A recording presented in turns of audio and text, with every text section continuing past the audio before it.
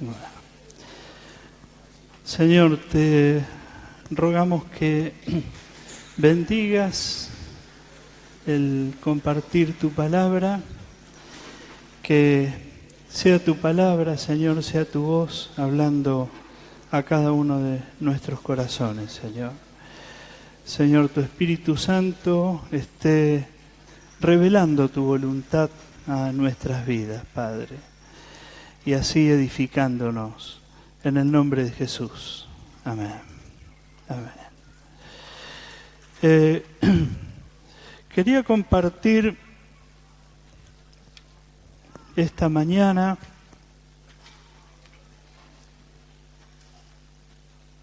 un tema del que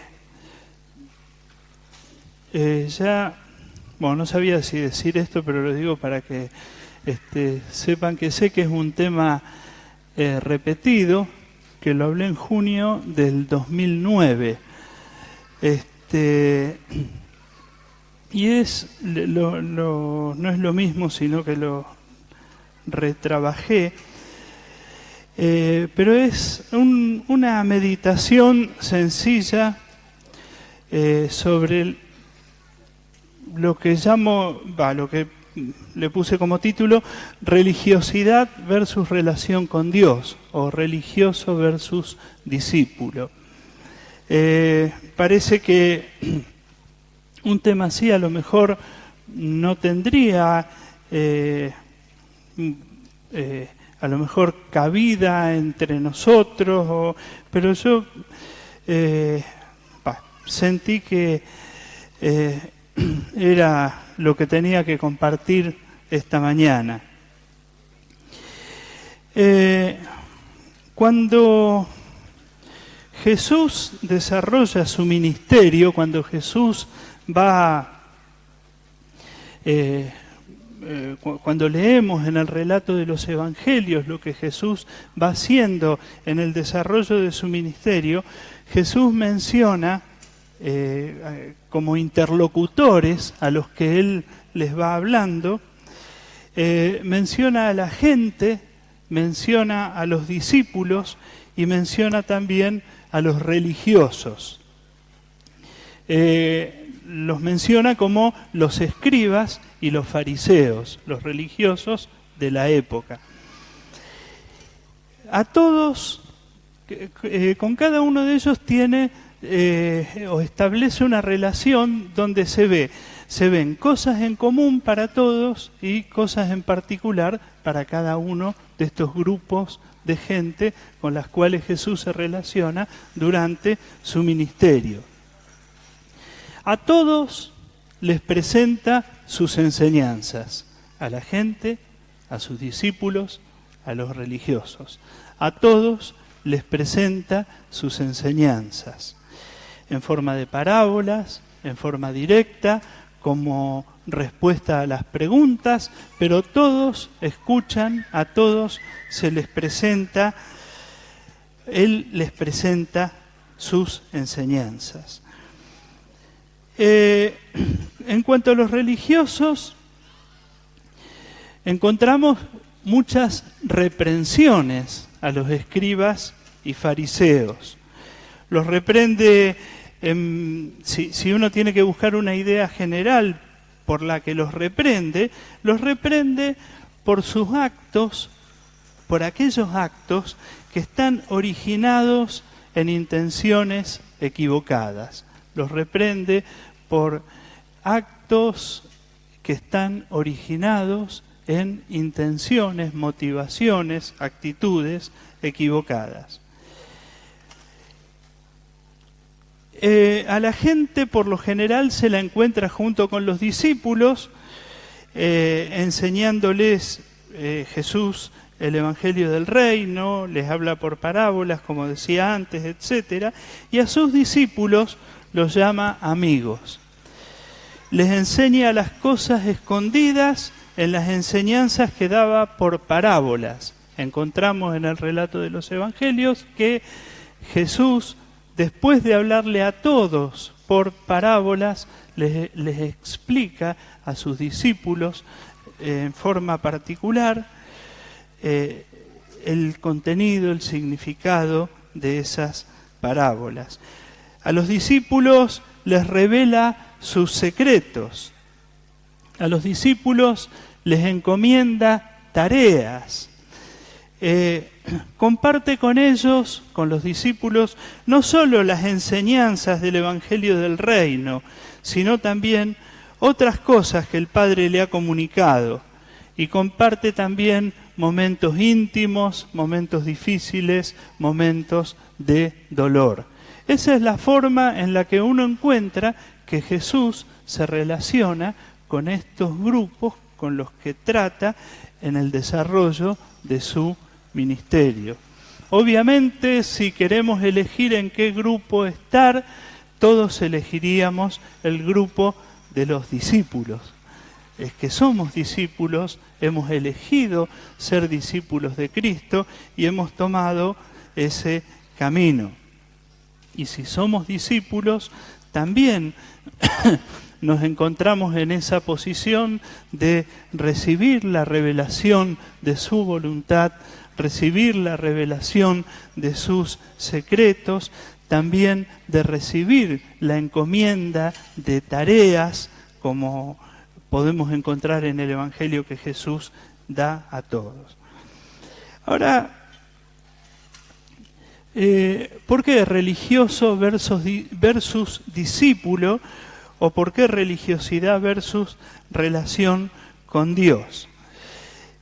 ¿Qué eran los religiosos? ¿Qué es religión y qué es religiosidad? Así buscando en diccionarios y qué sé yo, si uno tiene que hacer una síntesis un poco, es que la religión es un conjunto de creencias y prácticas, ¿no? Es eso, un conjunto de creencias y prácticas.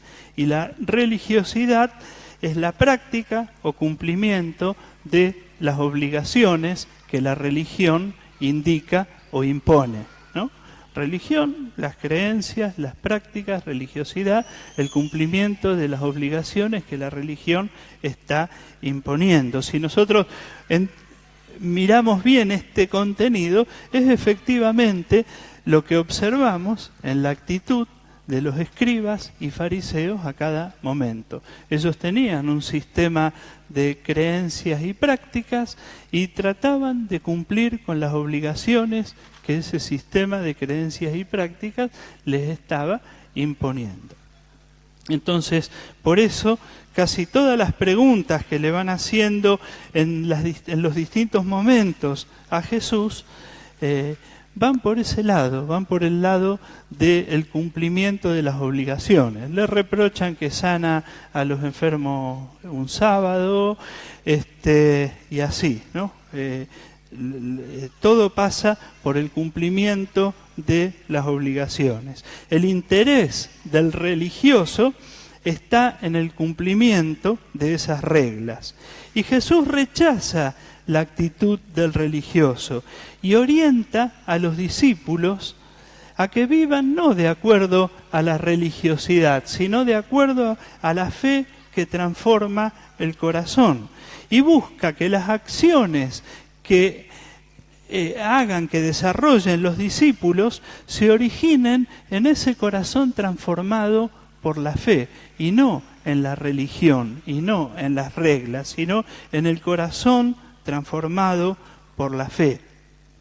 Jesús trata de formar eso en los discípulos, y no en la necesidad de cumplir obligaciones para satisfacer reglas, sino en que el corazón de ellos sea transformado y las acciones sean generadas por ese corazón transformado. Por eso critica aquellas actitudes o aquellos actos de los fariseos que están originados, que surgen de motivaciones erradas. Entonces, de acuerdo a esto, tenemos algunas cosas para tener en cuenta del religioso y del discípulo. El religioso necesita reglas. El discípulo necesita conocer la voluntad de Dios. Esa es una primera diferencia que uno puede encontrar. No voy a poder, ni las conozco todas las diferencias, pero sí quiero destacar algunas en base a algunos textos. El religioso necesita reglas. El discípulo desea o necesita conocer la voluntad de Dios.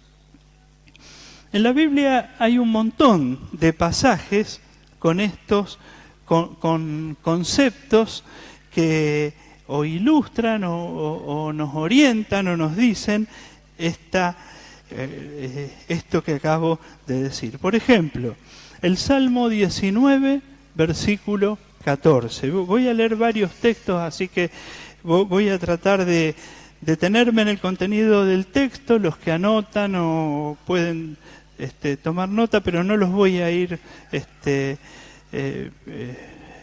pidiendo la lectura de cada uno, ¿no? Pero el Salmo 19:14 dice: sean gratos los dichos de mi boca y la meditación de mi corazón delante de ti, oh Jehová, roca mía y redentor mío.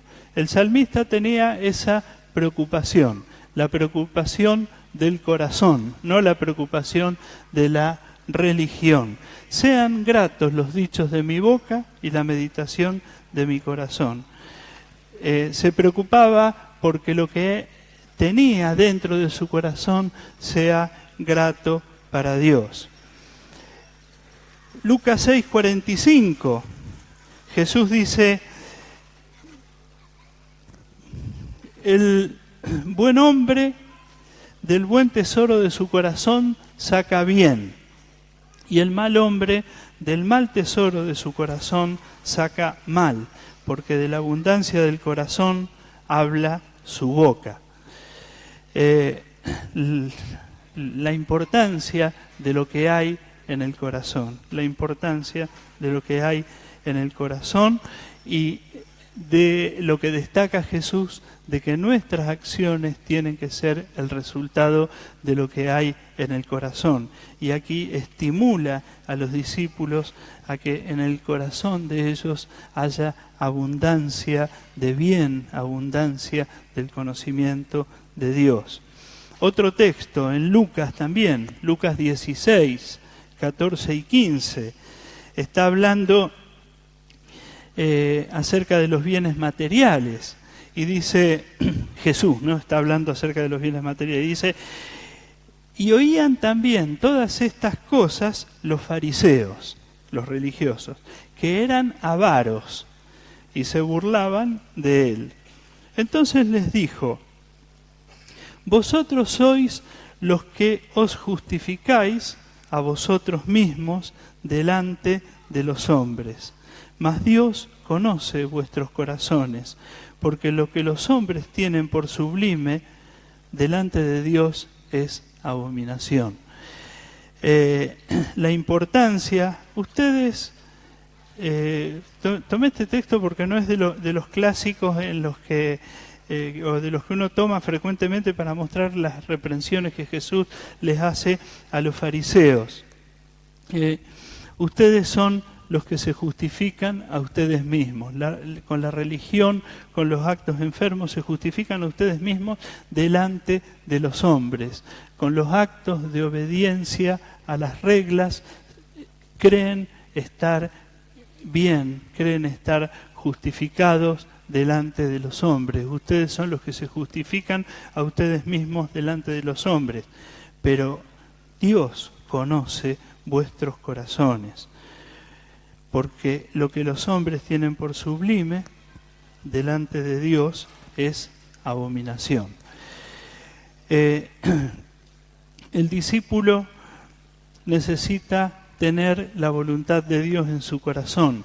El religioso, con las reglas, tiene suficiente para creerse que está justificado delante de los hombres. Yo estoy compartiendo esto porque es una preocupación mía, ¿no? De que uno dice, bueno, hago esto otro, y muchas veces el entrar cuando uno entra en actividades define cosas que hay que hacer y que obviamente tenemos que definir cosas que hay que hacer. Cuando decimos tenemos que orar, tenemos que leer, efectivamente tenemos que orar, tenemos que leer, tenemos que tener una serie de actividades y cosas, pero no son esas las que nos justifican y las que nos definen como que estamos bien delante de Dios, sino que Dios conoce nuestros corazones. Acá un comentario personal también, es Dios el que conoce los corazones, ¿no? Es Dios el que conoce los corazones. Jesús mismo lo dice acá, o sea, no somos nosotros los que conocemos los corazones, ¿no? Si nos creemos que conocemos el corazón de otro, le podemos errar. Nosotros lo que conocemos es la voluntad de Dios, lo que conocemos es lo que Dios dice y para donde debemos ir y lo que debemos hacer es eso. Y mi opinión personal es que a veces uno no se debe apresurar a juzgar lo que hay en el corazón del otro. Uno indica lo que se debe hacer, dice lo que se debe hacer, pero el que conoce los corazones es Dios. Y Dios nos puede revelar, nos puede mostrar alguna puntita, nos puede mostrar algo para poder ayudar y orientar a otro, pero el que conoce los corazones es Dios y no nosotros. Al religioso le interesa más lo que se ve, ya sea el reconocimiento público como lo material, lo que está diciendo antes de los fariseos, ¿no? Que eran avaros. Al religioso le interesa más lo que se ve, ya sea el reconocimiento público como lo material. Jesús dice: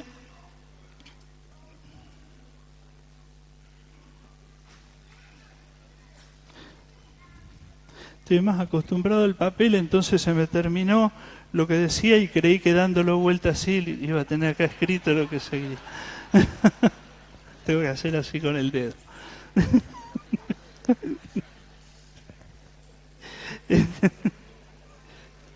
Estoy tratando de entrar. Lo que tiene de bueno esto es que lo agrando, entonces le tengo más clara la letra que en el papel. Pero bueno. Jesús dice en Mateo 23:5, dice que los religiosos hacen sus obras para ser vistos de los hombres o para ser vistos por los hombres. Al religioso le interesa lo que se ve. Dice en Mateo 23 también, 6 al 7, aman el recibir honores en público. Aman el recibir honores en público. Cuidemos nuestro corazón, cuidemos para qué hacemos las cosas, cuidemos qué es lo que motiva nuestros actos, ¿no? El religioso ama el reconocimiento público y ama lo material y ama el recibir honores en público.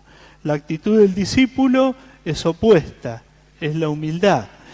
Es entra en tu cuarto y ora a tu Padre que está en secreto, y ya veremos cuando tu Padre te recompensa en público, y que no quiere decir que la recompensa en público va a ser, acá tenés deberíamos instituir en ese caso el Oscar del discípulo, ¿no? La recompensa en público es seguramente la respuesta a la oración, el recibir aquello que sinceramente, honestamente estás buscando.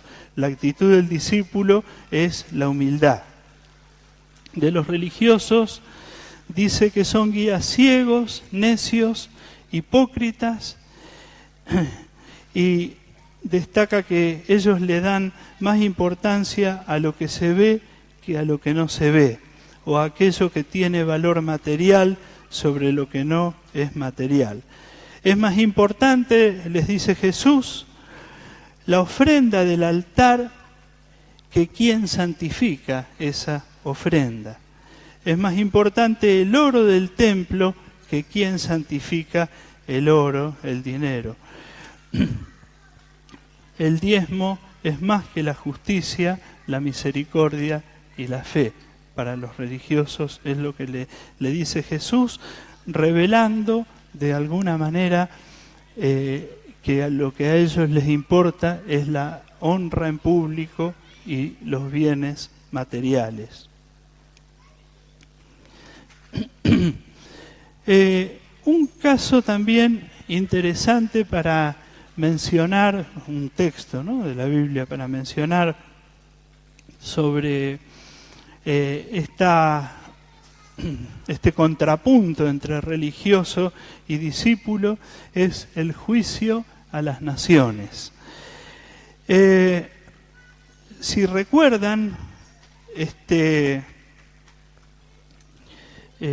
relato,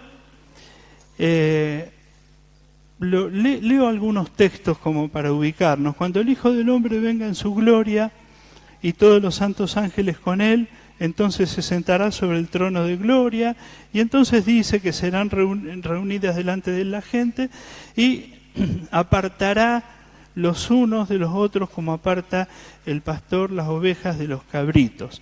Por lo que uno puede ver en ese relato también, lo que está apartando es discípulos que vivieron de acuerdo a la voluntad de Dios y con las motivaciones correctas, y otros que parecían, por lo que se ve, discípulos y no les reclamaría lo que Jesús les reclama. Pero nuevamente esto está bueno porque es Jesús el que hace esa división. Mientras nosotros estamos sobre la tierra, posiblemente entre ellos no se habrían detectado quién era quién y quién no era sincero y honesto. A veces Dios manifiesta quién no es sincero y honesto, a veces puede pasar desapercibido y el día del juicio esto aparece. Entonces dice que pondrá a las ovejas a su derecha y los cabritos a la izquierda. Lo que sí para mí está claro, de nuevo una opinión personal, es Jesús el que detecta esa diferencia, pero también cada uno sabe si es oveja o si es cabrito, porque uno también conoce su propio corazón y las motivaciones de su corazón. Entonces el rey dice a los que están a su derecha: venid, benditos de mi Padre, heredad del reino preparado para vosotros desde la fundación del mundo. Y dice lo que conocemos: tuve hambre, me diste de comer; tuve sed, me diste de beber; fui huésped y me recogisteis; desnudo y me cubriste; enfermo y me visitaste; estuve en la cárcel y viniste a mí. Esto mismo está repetido para los de la derecha y para los de la izquierda. Está repetido para lo que Jesús llama ovejas y para lo que Jesús llama cabritos. De los dos grupos sale la misma respuesta. La respuesta es: Señor, ¿cuándo te vimos hambriento y te sustentamos, o sediento y te dimos de beber, etcétera, etcétera? Para cada una de las cosas que dice Jesús está esa pregunta que es un poco la respuesta del grupo, ¿no? ¿Cuándo te vimos así, Señor? Vos nos estás diciendo que te hemos visto así, pero la intención, o sea, está bueno porque es el mismo comentario. Tuve hambre y me diste o no me diste; tuve sed, y la respuesta es la misma, ¿no? ¿Cuándo te vimos? Este grupo de las ovejas está diciendo: Señor, estamos recibiendo un favor inmerecido, una gracia inmerecida, ¿sí?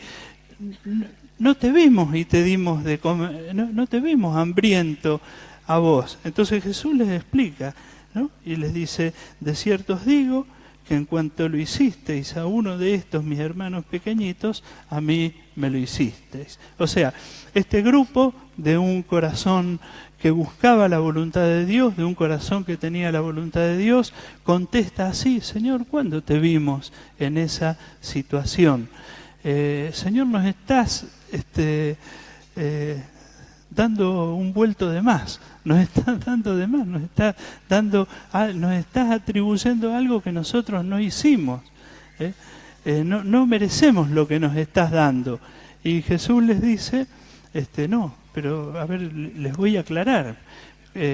Cuando se lo hicieron a alguien, me lo estaban haciendo a mí. El otro grupo, al que Jesús les dice en forma negativa, tuve hambre y no me diste de comer, tuve sed y no me diste de beber, le contesta igual: Señor, ¿cuándo te vimos? Claro, porque lo que están diciendo ellos es, si te hubiéramos visto, lo hubiéramos hecho, pero ¿cuándo te vimos? Si nosotros sabíamos la regla, si hubiéramos tenido oportunidad de cumplir con la obligación que teníamos, hubiéramos cumplido con la obligación que teníamos. No sé, Señor, ¿de qué nos estás culpando si nunca te vimos hambriento, si nunca te vimos en la cárcel, si nunca te vimos sediento, si nunca te vimos enfermo?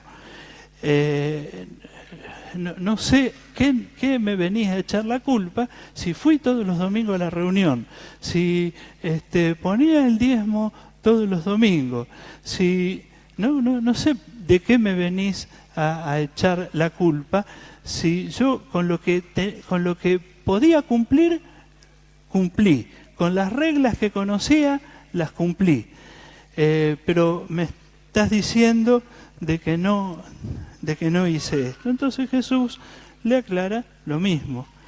Les dice, de cierto os digo que en cuanto no lo hicisteis a uno de estos pequeñitos, a mí no me lo hicisteis. ¿No? No sé si está claro lo que quiero decir, pero la gran diferencia entre el religioso, estaban mezclados en la vida el religioso con el discípulo, pero el religioso estaba solamente buscando cumplir las reglas y de esa manera se consideraba justificado a sí mismo, como Jesús les dice en el texto de Lucas de antes: ustedes que a sí mismos se justifican delante de los hombres. Y el discípulo, al contrario, con humildad, Señor, me estás dando algo que no hice, me estás diciendo que yo hice algo que no hice, me estás dando un mérito que no lo tengo. La diferencia entonces en este caso entre un religioso y un discípulo. Y digo un religioso y un discípulo porque ya les digo, indudablemente estaban, sabían lo que tenían que hacer. Estaban juntos y estaban mezclados, y Jesús ahí tiene que hacer esa separación.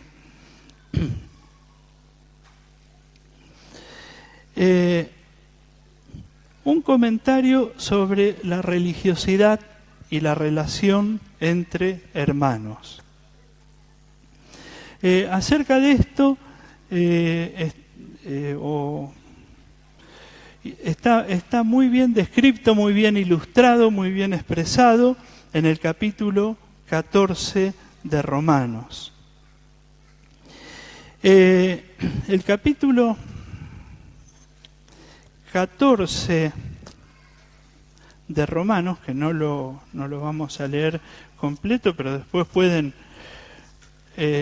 los insto a que lo lean para ver si no les he mentido en lo que les he dicho esta mañana.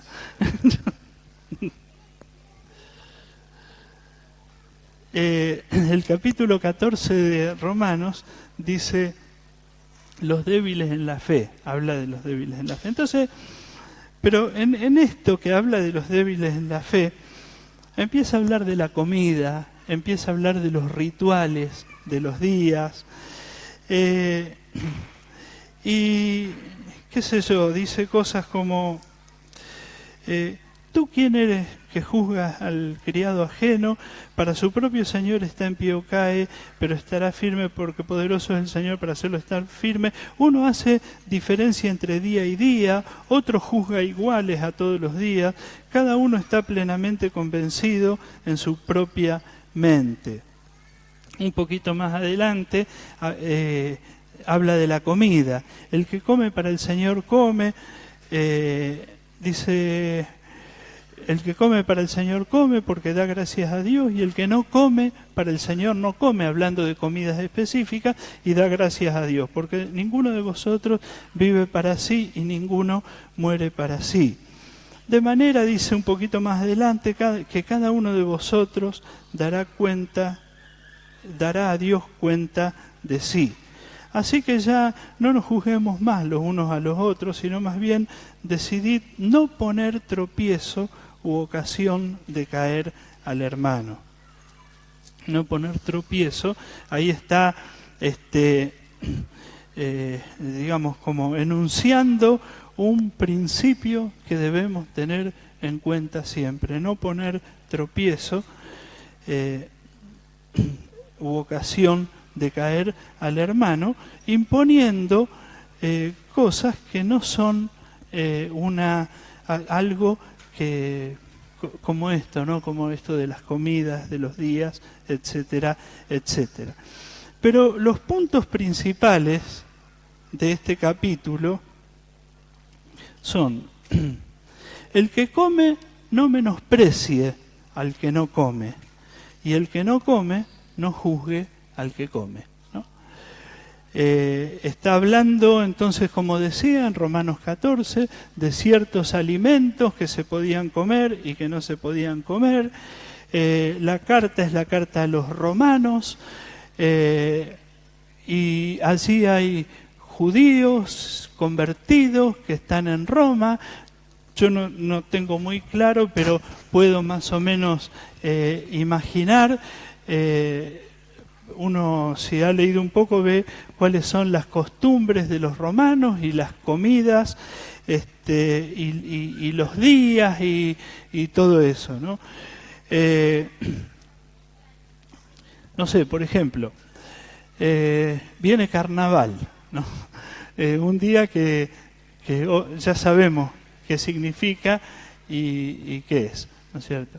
Bueno, uno podría decir no, carnaval, un cristiano no puede hacer uso del feriado, por ejemplo, así que vamos todos a trabajar en carnaval. No, hacemos un retiro, nos encontramos, pasamos, alguno podría pensar eso, ¿no? Que el carnaval, al ser una fiesta pagana y encima está en el calendario de feriado, tendríamos todos que ir a trabajar y bueno, le pedimos la llave al dueño, o yo pido la llave de la facultad y voy a trabajar ese día porque es una fiesta pagana. Y bueno, si lo hago,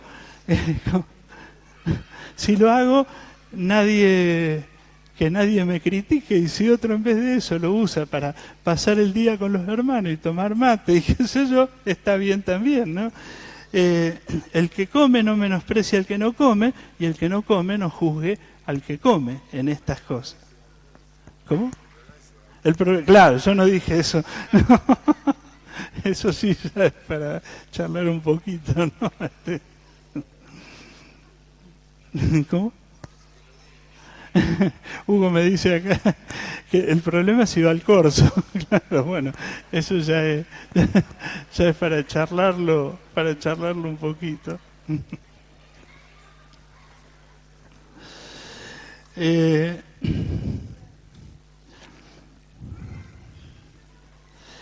Hay bastante.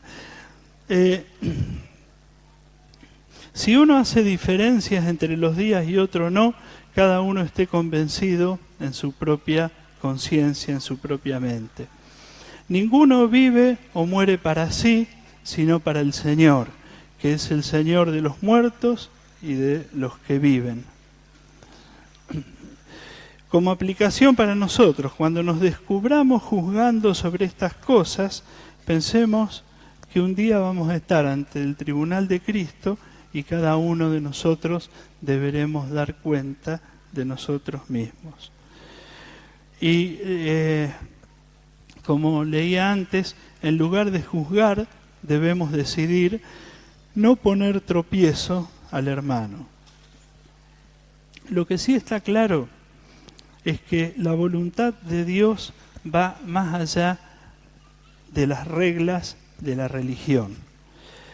Y que hay demandas de la religión que no son suficientes para satisfacer las demandas de Dios, ¿no? Hay demandas, o la voluntad de Dios va más allá de las demandas de la religión. Que el principio en cuanto a estas cosas sea no poner tropiezo al hermano, implica que a veces yo puedo, o yo debo hacer cosas, supongamos, no sé,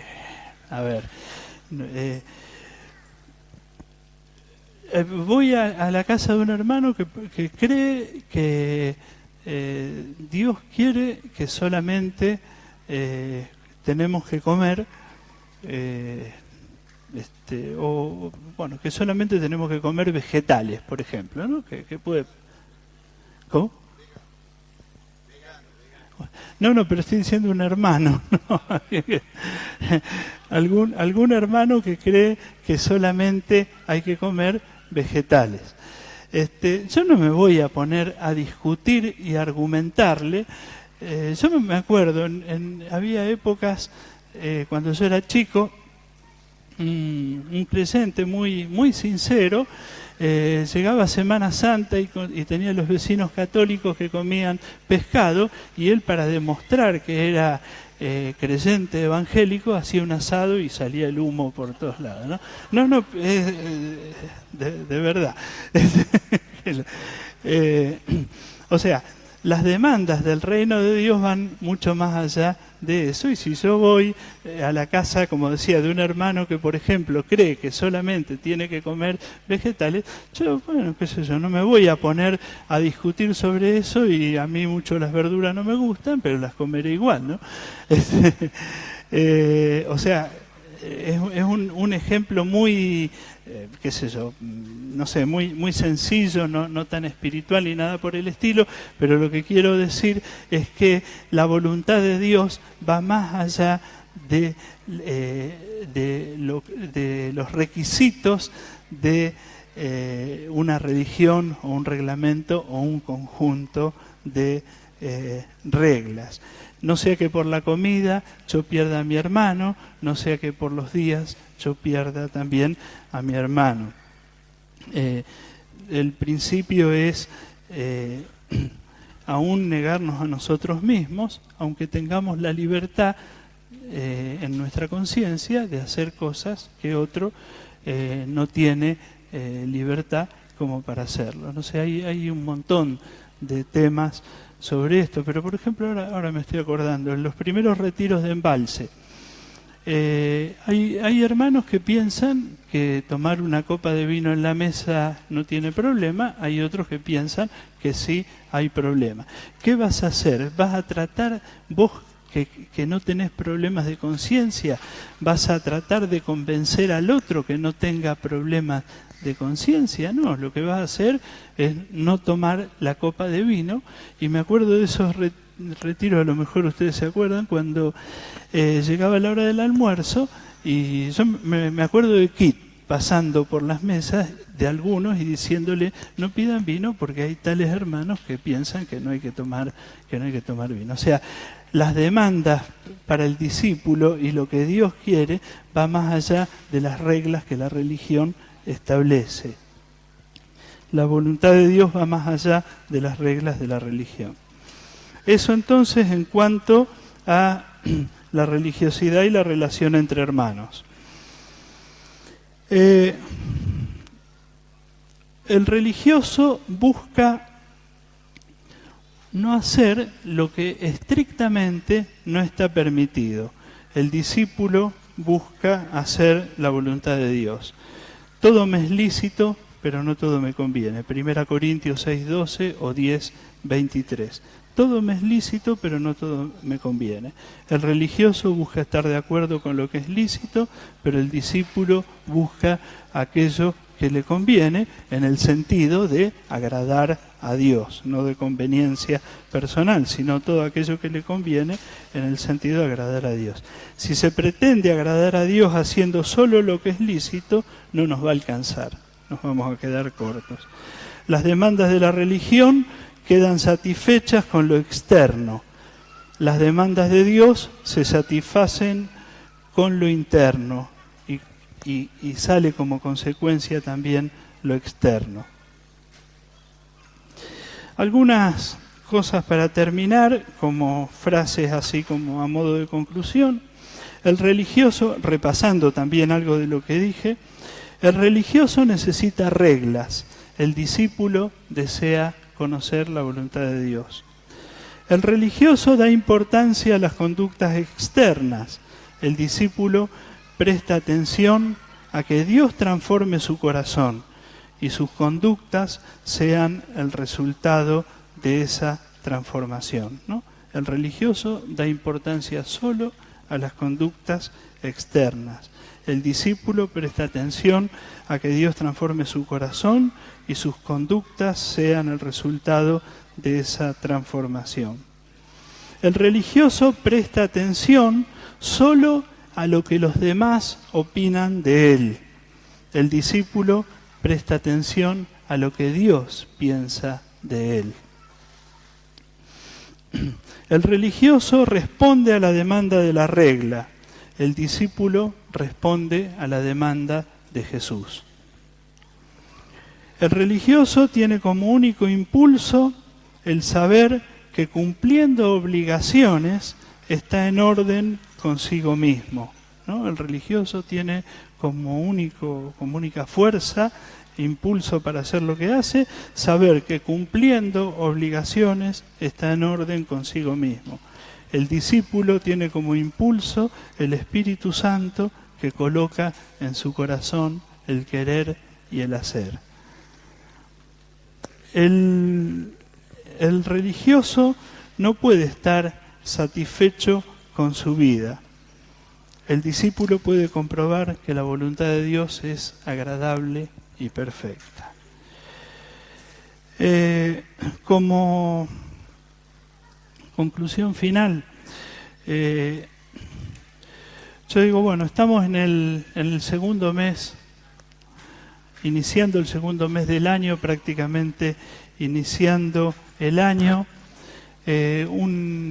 Una nota importante que surgió en la alabanza es el hay más de Dios. Que este año sea así, que este año sea un año donde sigamos procurando conocer a Dios y a su voluntad. Sigamos buscando agradarle a Él, preocupándonos por agradarle a Él. Que sea un año donde dejemos que Él siga transformando nuestros corazones, ordenando nuestras motivaciones, ordenando nuestros valores, más allá de buscar reglas y de buscar definiciones rápidas que nos hagan ser solamente apreciados por los demás en el ambiente cristiano, en el ambiente de los discípulos. Amén. Esto quería dejar esta mañana.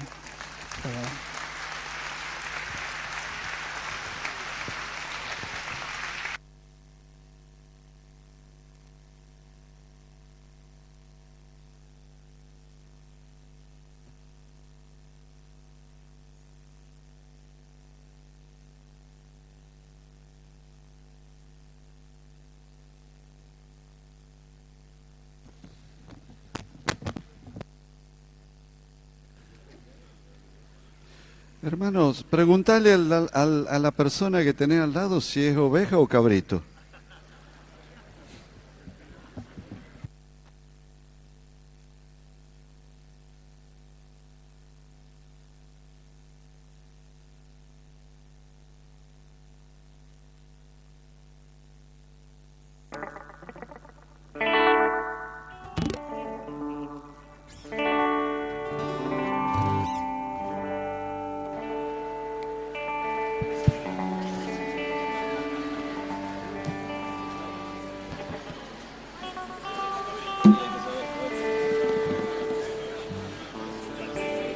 Vamos a estar de pie.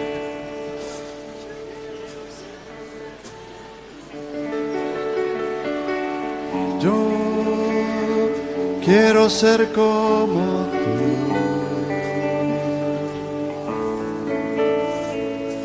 Yo quiero ser como tú. Yo quiero ser un vaso de tu amor. Yo quiero ser como tú. Otra vez. Yo quiero ser como tú. Aleluya. Yo quiero ser como tú. Yo quiero ser un vaso de tu amor. Yo quiero ser como tú. Yo puedo cantar esta canción porque la conozco. Entonces soy un religioso. Pero si yo la canto con mi corazón, soy un discípulo.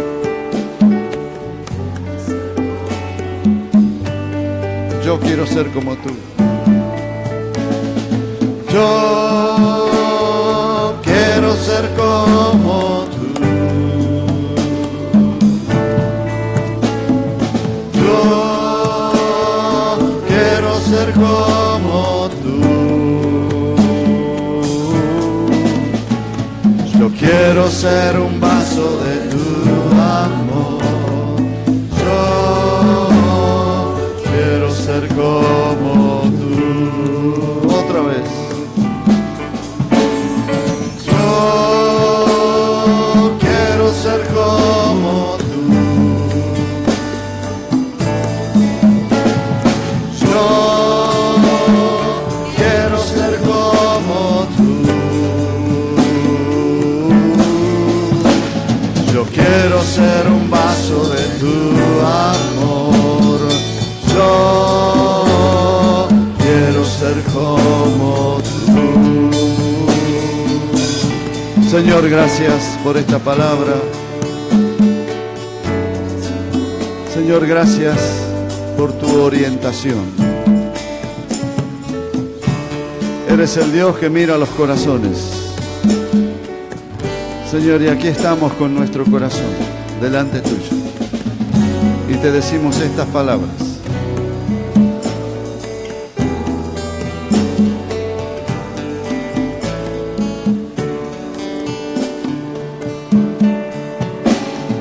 Yo quiero ser como tú. Yo quiero ser como tú.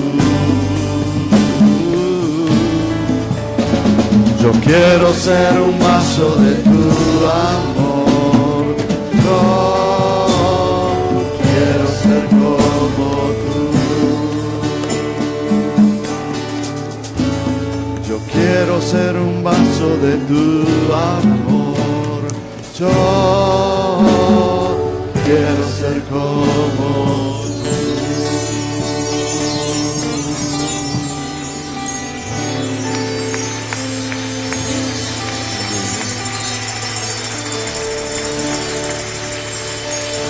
Dale un abrazo de corazón con el amor de Jesús a tu hermano.